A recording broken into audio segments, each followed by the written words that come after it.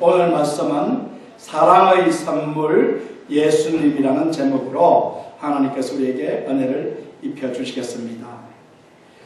우리가 살고 있는 미국 땅의 풍습과 우리 조국의 풍습 중 다른 점 하나는 묘지입니다. 세메트리가 다른 풍습입니다. 미국인들의 묘지는 저 멀리 산에 있는 것이 아니라 동네 가운데 혹은 교회당이나 집들 안에 있습니다. 뉴올리언스에서 가장 큰 교회는 뉴올리언스 제일 침례 교회인데 그 교회가 위치한 곳이 어디인 줄 아십니까? 거대한 공동묘지 바로 옆에 있습니다. 그래서 교회와 공동묘지로 들어가는 길은 같은 길인데 좌회전하면은 공동묘지이고 우회전하면은 그 큰 교회입니다. 교회당에서 앞을 내다보면은 공동묘지가 얼마나 큰지 묘지가 전 시내에 묘지가 있는 것처럼 보입니다. 어떤 사람이 묘비에 새겨진 글을 읽고 지나가고 있었습니다. 단 세 줄로 된 너무 흥미로운 글 앞에 발을 멈춰 섰습니다. 그 사람이 첫 줄을 읽습니다. 나도 전에는 당신처럼 그 자리에 그렇게 서 있었어. 순간 웃음이 터져 나왔습니다. 둘째 줄을 읽었습니다. 나도 전에는 당신처럼 그곳에 서서 그렇게 웃고 있었어. 그것을 읽자 그는 이게 그냥 재미로 쓴 게 아니구나라는 생각이 들게 되었습니다. 그래서 자세를 가다듬고 긴장된 마음으로 셋째 줄을 읽습니다. 이제 당신도 나처럼 죽을 준비를 하시오. 지금까지 사랑하는 여러분, 죽지 않고 영원토록 살 것으로 생각하며 분주하게 살아온 그 사람에게 승강처럼 생각이 하나 스쳐 지나갔습니다. 그렇다. 나도 묘지에 묻혀있는 이 사람처럼 묘지에 묻힐 날이 언젠가는 오겠구나 라는 그 생각이 승강처럼 그 내리를 스쳐 지나갔습니다. 사랑하는 여러분, 시편 90편 10절을 다같이 한번 읽어보겠습니다. 우리의 연수는 70이요 강건함은 80이라도 그 연수의 자랑은 수고와 슬픔뿐이요 신속히 가니 우리가 날아가니이다. 모세는 그가 살아온 날들을 되돌아봤을 때 그 날들이 화살처럼 지나갔다는 것을 느끼고 고백한 말씀입니다. 사랑하는 여러분, 죄송하지만 이 자리에 앉아 계신 여러분 모두 저를 포함해서 반드시 죽음을 맞게 됩니다.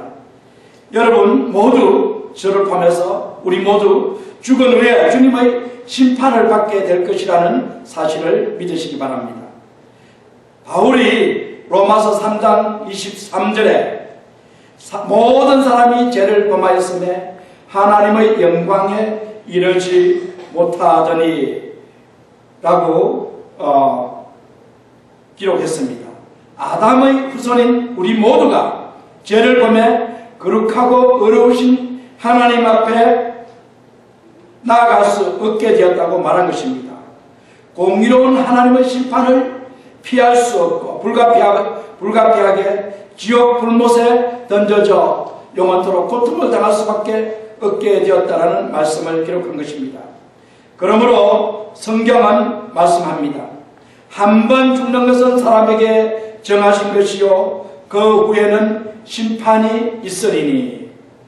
또 시편 96편 13절에 그가 임하시되 땅을 판단하려 임하실 것입니다.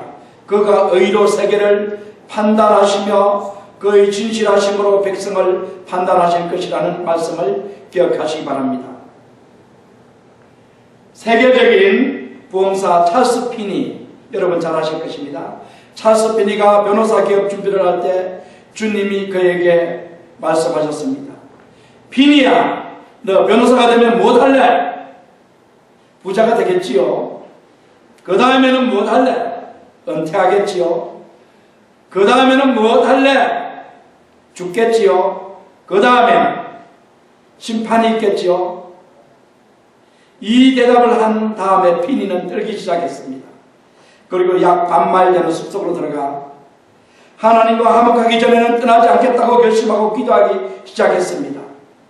하나님의 심판대 앞에 설 것을 생각하며 이기적인 생활, 공허한 생활, 쾌락적인 생활, 세상 쾌락을 즐기는 생활을 그만두고 이제부터 하나님의 영광을 위해 살기로 결심하고 하나님께 간절히 기도를 드렸더니 성령께서 임하셔서 자스피니는 성령 충만을 받고 그 숲을 나오게 됩니다.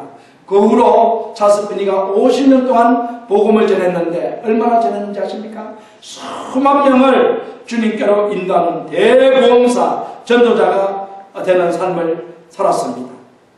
히브리서 9장 27절 한 번 죽는 것은 사람에게 정하신 것이요 그 후에는 심판이 있으리니 라는 말씀대로 자스피니는 죽음과 심판을 깨닫고 생의 목적을 바꾸어서 영광스럽고 보람있는 삶을 살았던 것입니다. 예수님이 세상에 오신 최종 목적은 우리를 하나님의 심판에서 구원하기 위한 것입니다. 사도행전 17장 31절에 기록된 것처럼 하나님의 자녀에게는 온 천하 만민을 공의로 심판할 날이 작정되어 있습니다. 전도서 12장 1, 2절을 읽어봅시다. 다같이 시작. 너는 청년의 때 곧 공부한 날이 이르기 전 나는 아무 낙이 없다고 할례가 가깝기 전에 너희 창조자를 기억하라. 해와 빛과 달과 별들이 어둡기 전에 비 뒤에 구름이 다시 일어나기 전에 그리하라.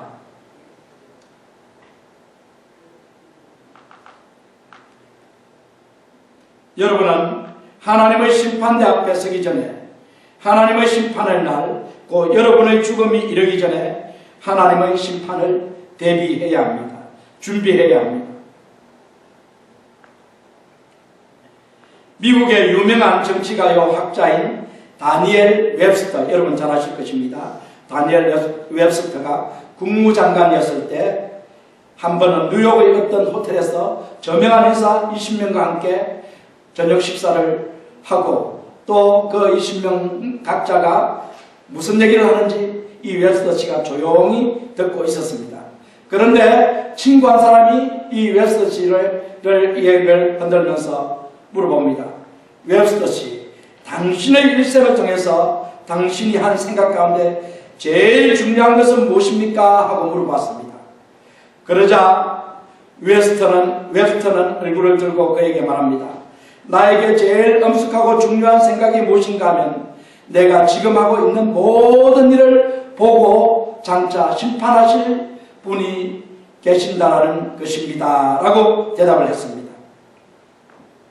그때마다 또 이 웹스터 씨는 그 생각을 할 때 가장 엄숙해진다고 자기 생각을 친구에게 말을 했습니다. 사랑하는 여러분, 요한계시록 20장 12절 13절을 다 같이 한번 읽어보겠습니다. 또 내가 보니 죽은 자들이 무른 데서 하고 그 보좌 앞에 섰는데 책들이 펴있고 또 다른 책이 펴졌으니 곧 생명책이라.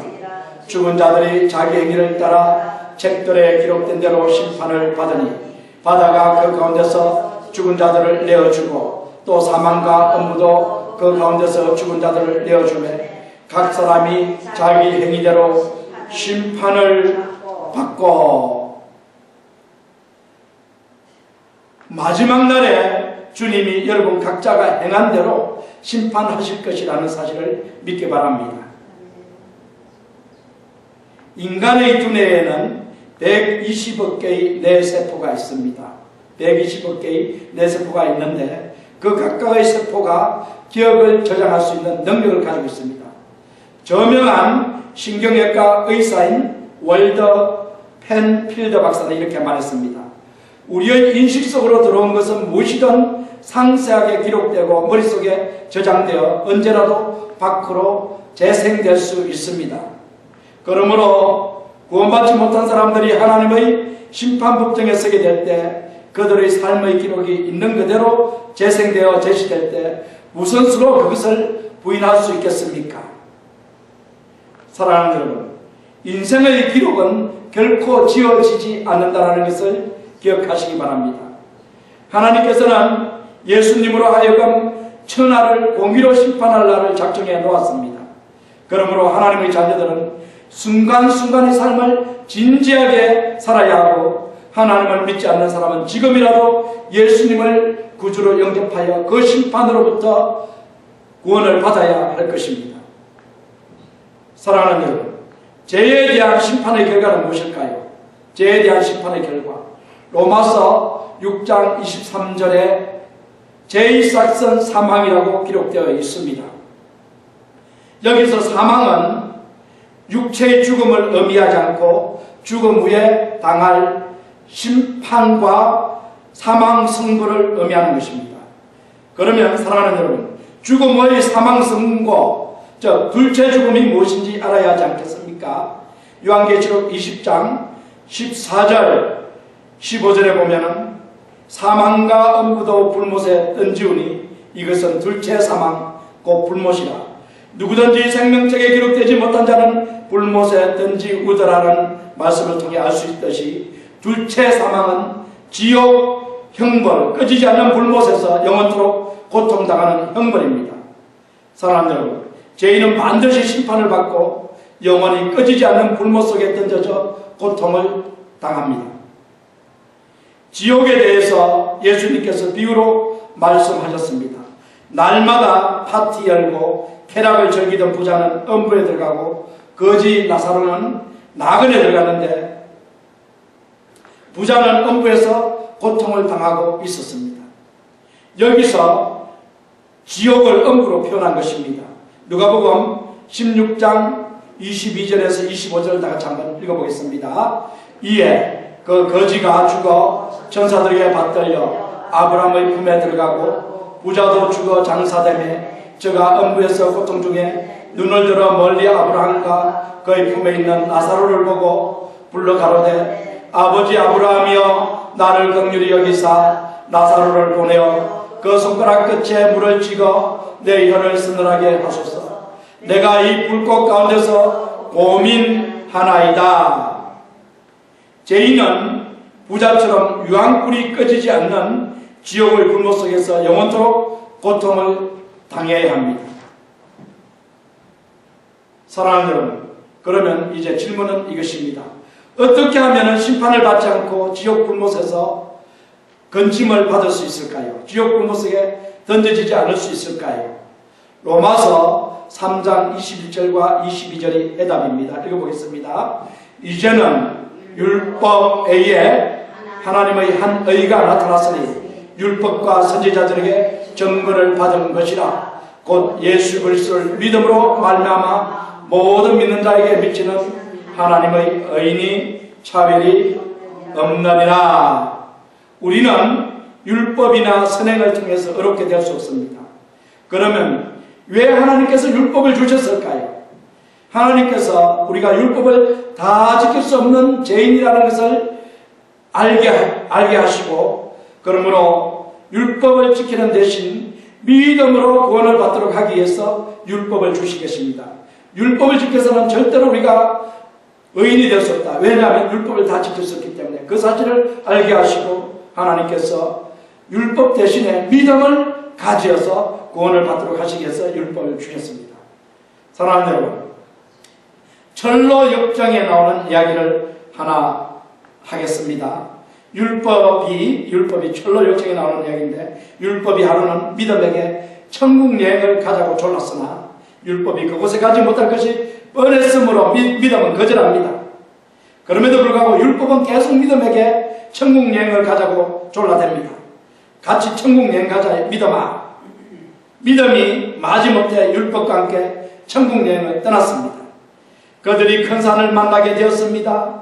율법이 그 큰 산을 넘을 수 없으니 우리 산을 둘러서 가자고 말했을 때 이 믿음이 율법을 등에 업고 그 산을 넘어갔습니다. 자, 한참 여행을 하는데 드디어 요단강 파도가 넘치면서 물이 뚝에 흘러 넘치는 거대한 물결이 있는 이 요단강을 만나게 되었습니다. 이 율법은 겁을 집어먹고 발만 동동 굴러서나 믿음에게는 그 강물점은 아무것도 문제가 되지 않았습니다. 믿음은 믿음으로 요단강을 건너 드디어 천국에 도착했습니다. 그러나 율법은 아직도 강을 건너지 못하고 강 저편에서 발만 동동 구르고 있었습니다. 사랑하는 여러분, 1985년에 큰 가방이 이름표도 없고 아무도 찾아가지도 않는 큰 가방이 LA 국제공항에서 발견되었습니다. 공항 직원이 그 가방 주인을 찾아주기 위해 가방을 열어봅니다. 그런데 놀랍게도 그 가방 속에 뒤틀려져 있는 젊은 여인이 죽은 시체가 나왔습니다. 조사를 해본 결과 이란 여인이었는데 미국에 살고 있는 남편을 만나기 위해 비자를 발급 신청을 많이 했지만 비자가 발급되지 않아 이 여인이 자신이 짐짝이 되어서 가방에 들어가서 비행기에 실리면 미국에 올 수 있다고 생각을 했습니다. 그 여인은 짐에 눌려서 자신이 죽게 될 것을 생각하지 못한 것입니다. 만약에 미국행 비자만 발급받았다면 그 여인은 살아서 미국에 들어와 남편을 만날 수 있었을 것입니다. 그런 불행은 당하지 않았을 것입니다. 그러나 그녀는 비자 없이 그녀의 힘으로 미국에 들어올 수 있을 것이라고 생각했었지만 그것은 실패했습니다. 사랑하는 여러분, 우리가 천국에 들어가는 것은 우리가 율법이나 우리의 선행이 아니라 믿음으로 들어간다는 것을 여러분 기억하시기 바랍니다. 사랑하는 여러분, 하나님은 우리를 너무나 사랑하십니다. 아이가 낭떠러지로 떨어지는 것을 보고만 있는 아버지가 어디 있겠습니까? 마찬가지로 어떻게 하나님께서 자기 자녀가 지옥 불못 속에 던져지는 것을 보고만 있을 수 있겠습니까? 그래서 하나님은 율법을 지키지 않아도 어렵게 될 수 있는 방법을 알려주셨는데 그것은 예수 그리스도를 믿음으로 말미암아 얻는 의를 얻는 것입니다. 주님께서 야고보서 3장 16절 하나님께서 세상을 이처럼 사랑하사 독생자를 주셨으니 이는 저를 믿는 자마다 멸망치 않고 영생을 얻게 하려 하심이니라. 말씀하신 것처럼 주님은 우리를 너무나 사랑하여 지옥 속에 던져져 영원토록 고통당하지 않도록 하기에 그의 아들 예수님을 이 세상에 보내 우리 죄를 대신해서 십자가에서 죽게 하셨고 4일 만에 다시 살리셨습니다. 사랑하는 여러분, 예수님을 믿으면 모두 구원을 받습니다. 믿으시면 아멘 하시기 바랍니다. 바울 사도는 하나님의 사랑의 선물을 믿는 자는 누구든지 모두 다 구원을 받는다는 사실을 분명히 기록했습니다. 로마서 3장 23절에서 25절을 읽어봅시다. 모든 사람이 죄를 범하였음에 하나님의 영광에 이르지 못하더니 그리스도 예수 안에 있는 구속으로 말미암아 하나님의 은혜로 값없이 어렵다 하심을 얻은 자 되었느니라. 이 예수를 하나님이 그의 피로 인하여 믿음으로 말미암는 화목제물로 세우셨으니 이는 하나님께서 길이 참으시는 중에 전에 지은 죄를 간과하심으로 자기의 의로우심을 나타내려 하심이니라. 아멘. 우리는 이 말씀을 통해 하나님의 사랑의 증거 세 가지를 발견할 수 있습니다. 하나님께서 예수 그리스도를 첫째 구속제물, 둘째 화목제물, 셋째 속죄제물로 삼았습니다. 첫째 무엇을 삼았다고요? 구속제물, 둘째 화목제물, 셋째 속죄제물을 삼으셨습니다. 그래서 영어로 제가 써놨죠. First, the sacrifice of redemption. Second, the sacrifice of reconciliation. And third, the sacrifice of atonement. 라고 제가 기록을 했습니다. 사랑하는 여러분, 잘 들으시기 바랍니다. 예수 그리스도는 구속제물입니다. 무엇이라고요? 구속제물. 구속, redemption. 헬라어는 아폴리토로시스는 아포, 의의 프롬과 리토로시스, 랜섬, 바이의 합성으로서 to buy away from입니다. 뭐뭐로부터 사서 떼어놓다라는 이런 뜻이 바로 구속입니다. 이것은 단순히 값을 치르고 사는 것이 아니라 완전히 이전의 상태로 되돌릴 수 없는 상태로 만드는 것입니다. 홍해를 건넌 이스라엘이 애국으로 다시 돌아갈 수 없습니다. 지옥에 들어간 사람을 다시 끄집어서 천국으로 보낼 수 없습니다. 천국에 들어간 사람을 끄집어내서 지옥에 던질 수 없습니다. 마찬가지로 구속을 받아 하나님의 자녀가 된 사람은 다시 불신자가 될 수 없습니다. 사랑하는 여러분, 구속의 대가가 무엇일까요? 구속의 대가, 무엇을 주고 우리를 하나님께서 샀을까요? 죄로부터 샀을까요? 예수님의 피입니다. 구속의 대가는 예수님의 피입니다. 하나님께서 아들의 피를 주고 우리를 죄로부터 구속해 내셨습니다. 그러므로 히브리서 기자는 9장 12절에 예수 그리스도는 자신의 피를 하나님께 드려 우리를 죄로부터 해방하기에 하늘 성소에 들어가신 우리의 대제사장이라고 말합니다. 그러므로 구속은 해방을 의미합니다. 하나님께서 예수님의 피로 말미암아 우리를 죄와 사망으로부터 해방시키셨습니다. 하나님께서 우리를 죄로부터 완전히 해방시키기 위해 예수님을 십자가에 못 박아 죽이신 것입니다. 어느 날 흑인 노예와 백인이 기차 안에서 싸우다가 백인이 칼을 던져 흑인을 죽이려는 순간 그때 마침 옆에 있던 백인 목사님이 흑인의 가슴을 향해 날아드는 칼을 손으로 막았습니다. 그 흑인의 가슴에는 꽂히지 않았으나 목사님의 손에 칼이 꽂혀 피가 흘러내리고 있었습니다. 이것이 바로 구속입니다. 사랑하는 여러분, 하나님이 우리를 너무나 사랑하여 예수님을 구속제물 되게 하여 우리를 지옥의 것으로부터 해방시키셨다는 사실을 기억하시기 바랍니다. 믿는 자는 누구든지 죄와 사망과 지옥의 것으로부터 해방됩니다. 예수 그리스도는 화목제물입니다. 구약시대에 1년에 한 번씩 대제사장이 속죄제일에 황소의 피를 지성소 안에 있는 법궤의 시온소 은혜를 주신 곳에 뿌려 자신과 백성의 제사함을 받았습니다. 시온소의 피가 뿌려짐을 보고 하나님은 그들의 죄를 다 용서하고 그들을 화목하게 만들어 주십니다. 하나님 자신과 화목을 이루어 주십니다. 죄 때문에 하나님과 원수였던 그들을 다시 하나님의 백성이 되게 해주시는 것이 바로 화목제물입니다. 그런데 하나님은 우리를 위해 예수님의 십자가에 처형시키고 그의 피로 말미암아 그를 화목제물 되게 했습니다. 대제사장이 시온소에 황소의 피를 뿌려 하나님이 죄를 다 듣고 이스라엘 백성들을 화목하게 하셨듯이 하나님이 우리 대제사장이신 주 예수님이 십자가에서 자신의 피를 뿌리게 하시고 그 피를 믿는 자는 누구든지 죄를 다 덮어주시고 하나님과 화목되게 해주셨습니다. 자, 예수 그리스도는 또 무엇일까요? 예수 그리스도는 바로 속죄 제물입니다. 구속은 예수님의 피로 우리를 사서 죄값을 치르지 않고 어렵게 하신 것이고, 화목은 화목제물이신 예수님의 피로 우리의 죄를 덮어주신 것이고, 속죄는 속죄제물인 예수님의 피로 우리의 죄를 용서해 주신 것입니다. 사랑하는 여러분, 하나님은 오늘 이 자리에 모인 우리 모두를 너무나 사랑하십니다. 그 사랑으로 인하여 예수님을 십자가에서 우리 대신 죽게 하셨습니다. 사랑하는 여러분, 아직도 예수님을 여러분의 구주로 영접하지 않으신 분들에게는 지옥의 불못의 형벌이 기다리고 있습니다. 하나님께서 여러분을 너무나 사랑하여 그 형벌에서 구원하시기 위해 예수님을 십자가 형벌에 내어주셨습니다. 오늘 이 시간 하나님의 사랑을 받아들여 구속제물과 화목제물과 속죄제물이 되신 예수님, 하나님의 사랑의 선물이신 예수님을 영접하여 구원받아 하나님의 자녀가 되어 장차 천국에 들어가시는 분들이 다 되시기를 주님의 이름으로 축원드립니다. 아멘. 기도하시겠습니다.